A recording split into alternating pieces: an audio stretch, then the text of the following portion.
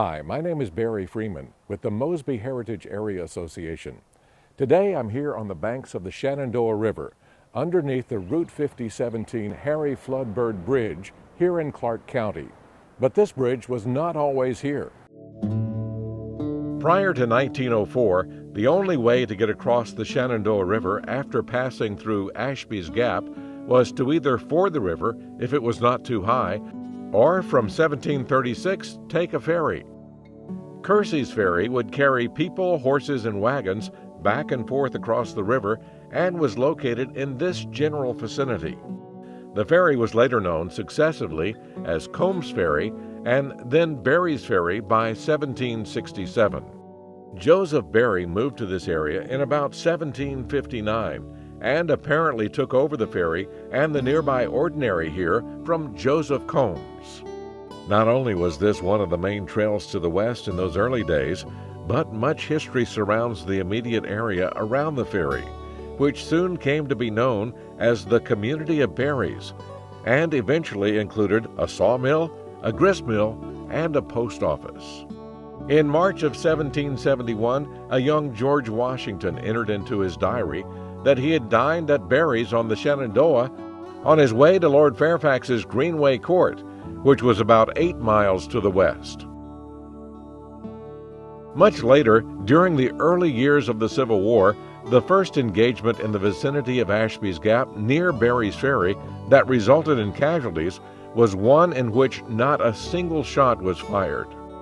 Union General Blinker's division, which had camped in Paris, was en route to Winchester on April 15, 1862. Finding the river swollen, the Federals tried to repair the ferry boat, which had been partially destroyed by the Confederates. While the repairs were being made, a woman by the name of Nancy Benn, who had achieved quite a reputation as an outspoken character in the area and who lived near the ferry, appeared and demanded restitution for the livestock that the Yankees had recently taken. Her demands having been ignored, she expressed the hope that the ferry would sink and drown the lot. Her curse was apparently a potent one because the ferry did sink midstream, drowning about 25 Union soldiers. In July of 1864, Union General Alfred Duffy reached Berry's Ferry and, in trying to cross, was met by Confederate artillery and heavy musketry. Duffy fell back to Ashby's Gap with both sides suffering heavy losses. It should be noted here that a local woman who was a staunch Southerner played an historic role in this conflict. Her name was Minerva Calmes Royston McDonald.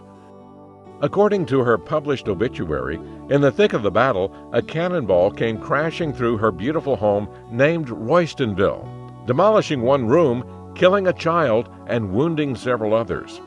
This heroic woman turned her damaged home into a hospital where men from both armies were tenderly cared for. Mrs. McDonald, with her own hands, bound up wounds, and while the battle was still raging, she made several trips to a spring nearby for fresh water. The first bridge across the Shenandoah here at Berry's Ferry was authorized in 1904 by the Virginia General Assembly. It was an iron bridge with oak board flooring 16 feet long. The height of the bridge was 46 feet above the bed of the river. It was built 4 feet above the high water mark of the 1870 flood. As you can see, the iron supports of that first bridge are still visible just upstream from the present-day Harry Floodbird Bridge. Today, as people travel west from northern Virginia along this 4-lane highway and across this bridge, few, if any, think about the history associated with this river crossing. I hope with this video, we've been able to give you a little glimpse into this area's historic past. Thanks for watching, and check out our other videos on our website. And please follow us on Facebook and subscribe to our YouTube channel.